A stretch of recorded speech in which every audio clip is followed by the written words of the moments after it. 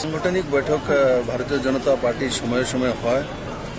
প্রত্যেকটি জেলাতে আমি সাংগঠনিক বৈঠকে গিয়েছি। তার আগে আমাদের 3 দিনের ট্রেনিং হয়েছিল, প্রশিক্ষণ শিবির। এই প্রশিক্ষণ শিবির পর প্রত্যেকটা জেলাতে আমি কার্যকর্তারা, যারা নির্বাচিত প্রতিনিধি, পার্টি পদাধিকারী, প্রত্যেকের সঙ্গে সরকার এবং সংগঠনের বিষয়ে বিস্তারিত আলোচনা ও সরকারের কাজ কিভাবে মানুষের কাছে পৌঁছে দেওয়া এবং যে বাধাগুলো আছে সেগুলো কিভাবে দূর করা যেতে পারে, আর কার্যকর্তার ভূমিকা কেমন হওয়া উচিত, নির্বাচিত প্রতিনিধির ভূমিকা কেমন হওয়া উচিত। কারণ সিপিএম দীর্ঘদিন এখানে রাজত্ব করেছেন। সিপিএমের সরকার চালানোর কায়দার বিজেপি সরকারের চালানোর কায়দার মধ্যে তফাৎ রয়েছে।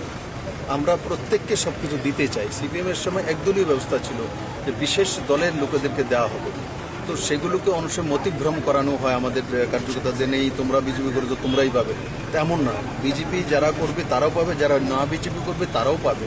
তো সেই বিষয়গুলোকে তুলে ধরা আমার কর্তব্য, দায়িত্ব। তার জন্য আমি আমাদের কার্যকর্তার সঙ্গে সেই বিষয়গুলো এবং তাদের কাছ থেকে কিছু শোনা, সেই বিষয়ে আজকের বিশেষত।